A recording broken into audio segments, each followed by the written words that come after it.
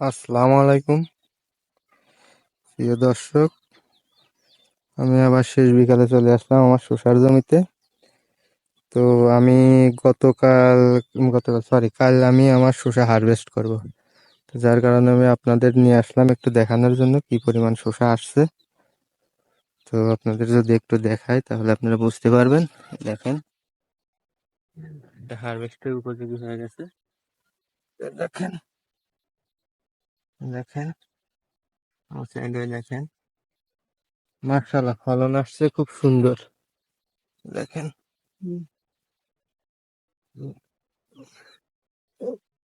দেখেন, প্রত্যেকটা গাছে একই রকম। কোনো গাছে আপনার কম বেশি নেই। আপনারা বলবেন যে এক গাছে বেশি ধরছে এক গাছে দেখাচ্ছে না। এ দেখেন, এগুলি সব হারভেস্টের উপযোগী হয়ে গেছে। উম, প্রত্যেকটা গাছে একরকম।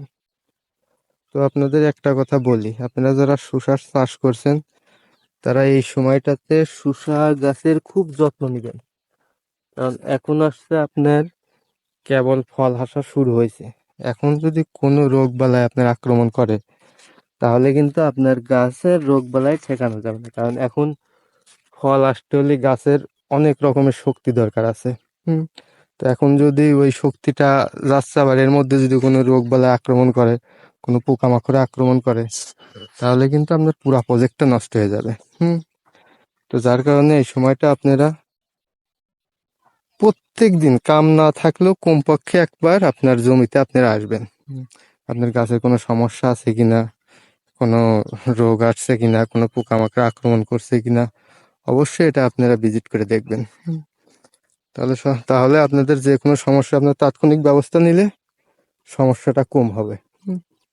আমার গাছগুলি দেখেন, মাশাআল্লাহ আমার গাছের ফলনও যেরকম আসছে, আপনার গাছের চেহারাও সেরকম। হুম। দেখেন,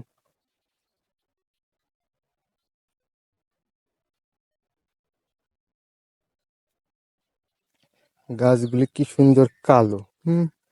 একবারে ন্যাচারাল।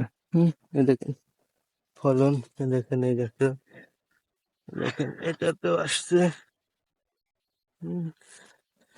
প্রত্যেকটা গাছে মাশাআল্লাহ ফলন আসছে, সুন্দর ফলন। এই দেখেন, এটাতে যদি আমি দেখাই, দেখেন এখানে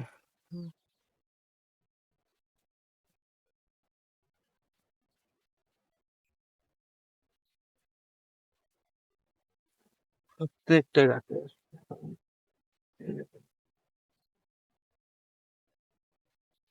তো আপনারা যারা আমার ভিডিওটা দেখছেন তারা অবশ্যই চ্যানেলটা সাবস্ক্রাইব করবেন। আর আপনাদের যদি কোনো সমস্যা হয়, শসা গাছের যে কোনো প্রবলেম, পোকামাকড়, গুড়া পচা, আপনার পাউডার মিলে ডাউনে মিলে যে কোনো রোগের আপনার সমস্যা হলে আমাকে কমেন্ট করবেন। অবশ্যই আমি কমেন্টে রিপ্লাই দেওয়ার চেষ্টা করবো, আর সঠিক সমাধান দেওয়ার চেষ্টা করবো আপনাদের। দেখেন, তো সবাই ভালো থাকবেন। আসসালামু আলাইকুম, আল্লাহ হাফেজ।